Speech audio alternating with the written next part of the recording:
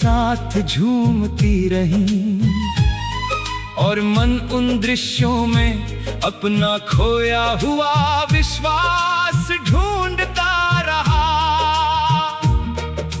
प्रकृति कभी प्रश्न नहीं करती, वो केवल ये सिखाती है कि हर पतझड़ के बाद एक नया बसंत जन्म लेता है।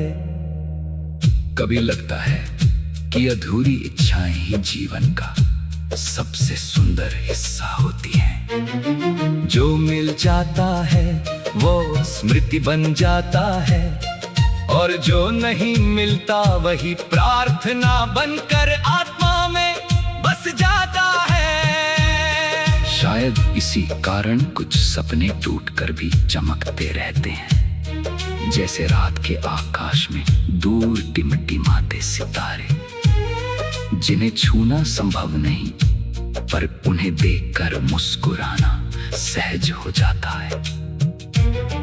मन की धरती पर जब उम्मीद की पहली वर्षा गिरती है, तब सूखे हुए विश्वास भी फिर से हरियाली ओढ़ लेते हैं। कोई आवाज भीतर से कहती है कि प्रेम का अर्थ केवल साथ चलना नहीं, बल्कि दूर रहकर भी एक दूसरे की खुशियों के लिए मन से दुआ करना है। यही दुआ जीवन की सबसे पवित्र धुन बन जाती है।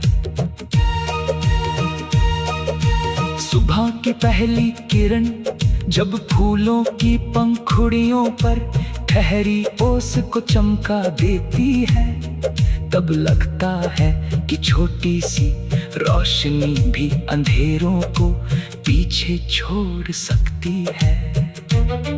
उसी तरह एक सच्चा भाव हजारों बनावटी शब्दों से अधिक उजाला देता है।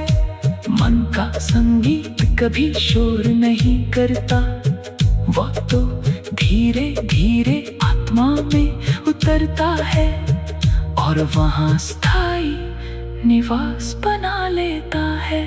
यदि कभी राहें फिर मिलें तो पहचान लेने की जल्दी न करना।